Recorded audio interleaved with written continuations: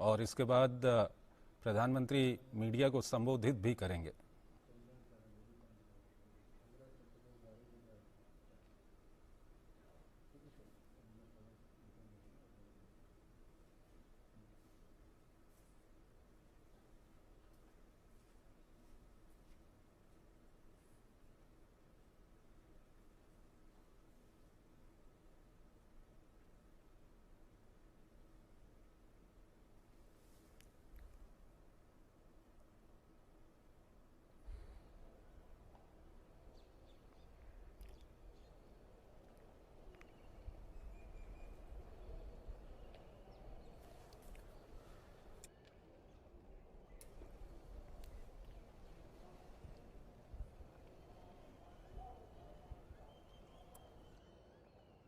नमस्कार साथियों,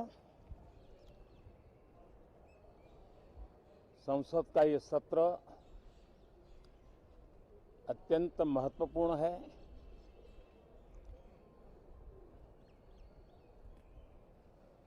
देश आजादी के अमृत महोत्सव मना रहा है। हिंदुस्तान में चारों दिशाओं में से इस आजादी के अमृत महोत्सव के निमित्त रचनात्मक, सकारात्मक,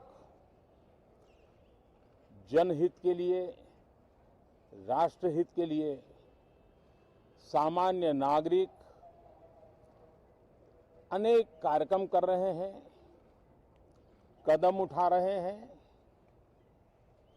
और आजादी के दीवानों ने जो सपने देखे थे उन सपनों को पूरा करने के लिए सामान्य नागरिक भी इस देश का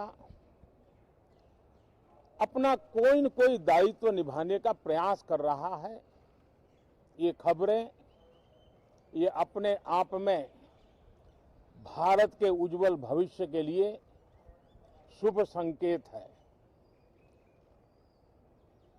कल हमने देखा है, पिछले दिनों संविधान दिवस भी नए संकल्प के साथ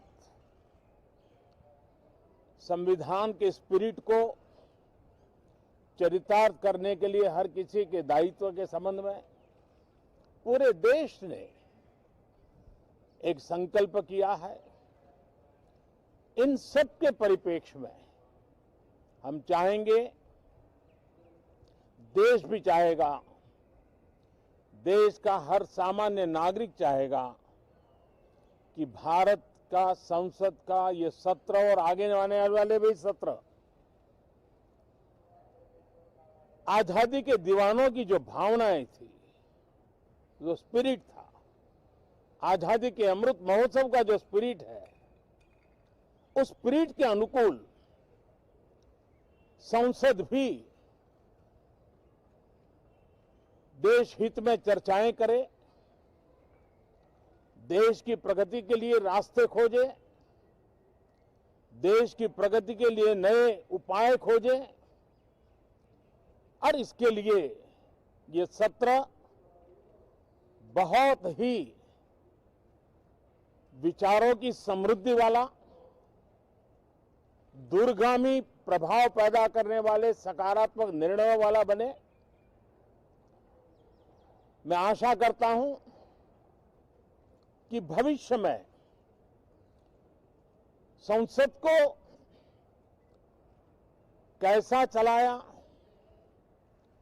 कितना अच्छा कंट्रीब्यूशन किया, उस तराजू पे तोला जाए, न कि किसने कितना जोर लगा करके संसद के सत्र को रोक दिया।